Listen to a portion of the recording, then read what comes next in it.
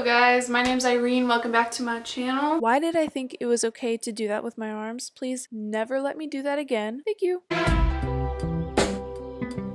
I'm so excited I get to film this video because the fact that I get to film this video means that my hair has finally grown to a length that I'm pretty happy with. I cut my hair in April of 2017, right before prom and right before graduating high school. Insert picture here.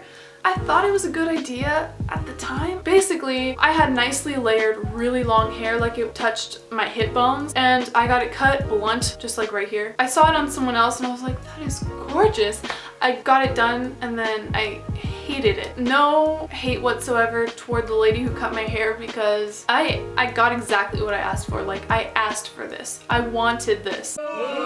So ever since I cut my hair, I was desperately trying to grow it back. It was really short at prom. I had friends who had short hair who styled it super cute, and I had never had short hair like that before, so I just like didn't know how to do it. My cousin did it for me and she did it really beautifully, but it just like, I wanted my long hair back. And then for graduation, underneath the cap, I just felt like my hair just like stuck straight out in a few months. I had no improvement on the length. I made it my mission to strengthen my hair. A whole year later, here I am. This is how long my hair is, and notice that I did not compromise the health of my hair. I do have moments when my hair gets frizzy, but I'm only human, okay? I'm just gonna show you some of my tips and tricks, my favorite products. Almost none of the stuff is expensive. I don't have that many things that I put in my hair, so it won't be overwhelming or time consuming for anyone. And right when I started doing this, I saw an improvement instantly. First of all, I started washing my hair every single day. I just could not go a day without washing it. I saw all these videos back in the day of people saying, don't wash your hair every day. And I used to be like, well, that rule doesn't apply to everybody because I have oily hair and I need to wash it every day. But I'll admit I was wrong.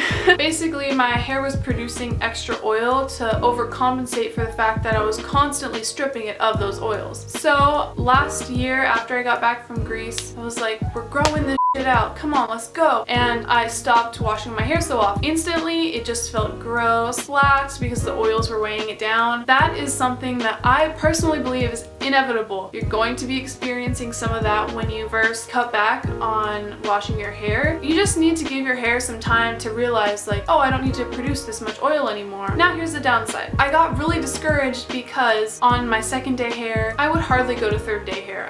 Now I kind of can. On the second day, I would start experiencing a lot of itchiness on my scalp. I also had a bit of a nervous tick whenever I was feeling anxious. I would just sit like this, just scratch right underneath here, and I was experiencing some hair loss from doing that so often. It wasn't my hair's fault. I had a nervous tick that I've worked really hard to get rid of with the help of my parents reminding me like, you know, scratch your head, stop that. So thanks mom and dad for helping me. I realized that I just had an itchy scalp and I thought maybe it was the oil. It turns out that it could also be that your hair just has like a lot of product buildup if you're not using the right shampoos and conditioners. So I switched to something sulfate free. I didn't do it initially, my sister did, and then like I would kind of just use her products when I was in the shower. Sorry sis. Now my sister and I use the it's called biotin something, thickening shampoo and conditioner, supposedly sulfate free, and that helps reduce the product buildup up by your roots that is causing some of that scalp itchiness. Also, this is a life hack to seriously save the day. This looks like a body spray. This was my sister's idea. She's so crafty. This is a Bath & Body Works body spray. Instead, we filled it up to here with apple cider vinegar and the rest of the way with water to make this concoction. The first part of my routine is wet my hair. Then I'll spray this all up in my scalp. I always start along this line and then I'll separate it, go here, separate it, go here, all the way. It has changed everything. It cleans your hair so well. And this helps break apart all the buildup in your hair, and your hair is so shiny after you do this. I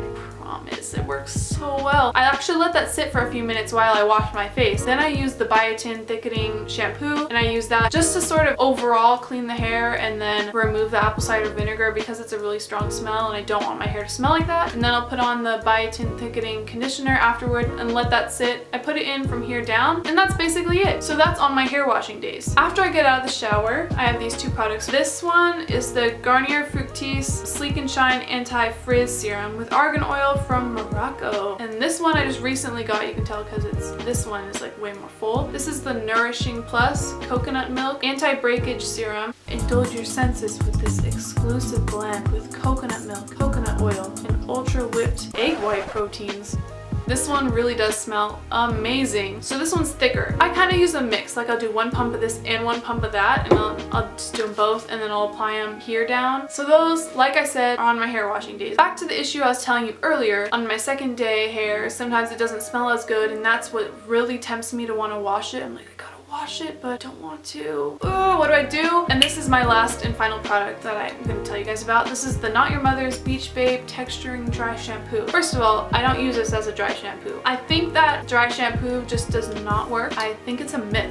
A ton of people tell me it works great for them. They're like, maybe you're not using it right, but I just don't think it works well. And it adds a lot of buildup to your roots. So I just feel like my hair is heavy, and even though it's supposed to like lift up your hair, maybe I'm bad at getting the powder out after, because you know how it kind of leaves like a film in your hair. I don't know, it's not for me, but hear me out. This, oh, smells so good. It almost, I just realized that they kind of smell the same. So this smells amazing, but I don't believe in dry shampoo. Personally, for me, it doesn't work. So why do you have that? How do you use it? I'm gonna tell you. Allow me to explain. In order to refreshen my hair and give it that yummy scent, I'll just spray some of this very lightly. I'll just go like this. That's really all you need. Like instantly, the air around me smells great. My hair smells great. And suddenly I feel like not washing my hair is a little bit more manageable. You're not constantly reminded like, oh, I need to wash my hair. I haven't washed it in a while. And being able to refrain really allows your hair to build up the natural oils that it needs in order to keep it strong and help it to grow. So that's pretty much it. I'm looking forward to seeing future growth, and that's all I have for this video. So I hope you guys enjoyed. Go ahead and subscribe, leave a comment letting me know what you thought, like this video, click the little notification bell to be notified every time I post, and I'll see you in my next video.